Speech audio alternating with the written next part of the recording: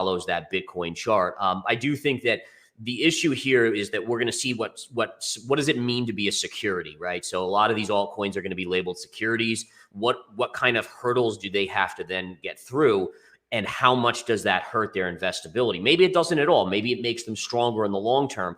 But my thinking is that knowing how stocks being listed on the NASDAQ and S&P and so forth are, there's going to be hurdles that they have to get through. And number one, that's kind of good because it's going to get rid of a lot of the weak projects. But on the other side, people that are invested in these weak projects, you may see it go down to zero at that point. So again, I do think that there's more downside on the alts. But I do think, again, the best projects probably do survive and thrive in the long term. So I agree with that. And that is relative strength. There's 100% accuracy in that. So what I would kind of be looking for is, while Bitcoin makes new lows, let's say 10 or 9,000, you probably see Ethereum come down to the double bottom here. And that would be my big buy level, right? In a poetic sense, it's almost like, okay, that's a technical support. It kind of retests this double bottom, but doesn't really break it, while Bitcoin does in the next few months. On Cardano, you're stuck in this channel, right? This long-term channel going back to August. And what's interesting is every time it tags this lower level, you're getting some sort of bounce, but it's still stuck in the downward channel. So for me as a trader, what I'm looking for is every time it hits here, I'll take a small position and look for some sort of bounce.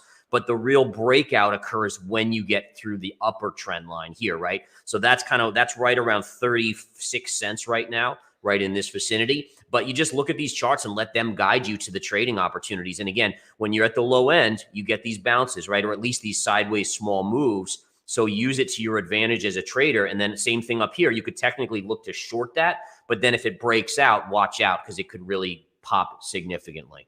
Now, this is like a little bearish pattern. So I think I'm looking for one more move to the downside here, get us down to that like 23 cent, 22 cent range. And then I would be a buyer off of that for a little bit of a snapback off of it.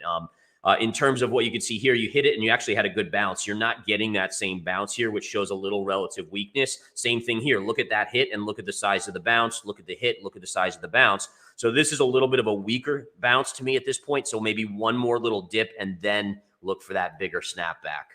For me, it's mostly with the alts, except for Ethereum and Bitcoin. It's mostly shorter term trading, just because, again, I'm just like so fuzzy. And in terms of at this stage of my career, I'm in my 40s as well. And it's like, with the family, I don't really have that risk tolerance to just hope and pray that something 10X's over a period of time, unless I truly believe in its longevity. And so for me, it's more just sticking with the longer term on Ethereum and Bitcoin and trading the smaller alts. $10,000 after my first job at MetLife. I left after 1 year on the dead day of it. And I said, I'm going to go trade my own capital. Had $10,000 and literally I had to work 3 side jobs because I kept on losing money. And eventually you'd go get to the point where you couldn't even trade.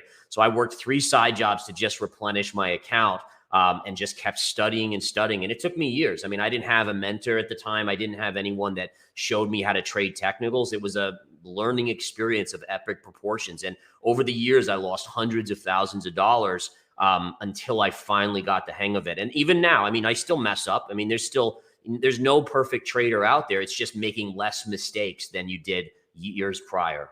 The camp that we drop at least another 25% on the S&P next year. So I have a short-term target probably for the first quarter or so around this 3,400 level on the S&P. That correlates with the COVID pre-high, right? Just before the COVID collapse, that was where we were on the stock market. And then we have a longer-term trend line that really goes back all the way back to 2009's lows. And you can see here, the only pierce of that line we got was the panic in COVID when people thought the world was ending, basically.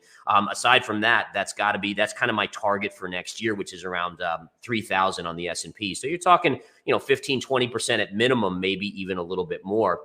My thesis for why Bitcoin bottoms and the stock market doesn't is that I think that with regulation and with an economy that kind of is going into a recession, you're going to see earnings decline. So there's going to be an earnings recession in stocks, which means they're going to make less and less money, which means their valuations have to drop, stock prices have to drop. But with regulation in crypto, the funds, the big money is going to feel more comfortable about protecting their assets by moving into something like Bitcoin, like an alternative, kind of like a digital gold, if you will. Yeah. And I think that's going to be the kicker of why we could see Bitcoin actually far outperform in the next few years the stock market even if the stock market goes down. In fact, one chart I'd love to show you guys here. Let me show you this. Let me see if I have it on the chart. So one of the things that I've been looking at is the comparison. And this is kind of a scary comparison, so take it with a grain of salt.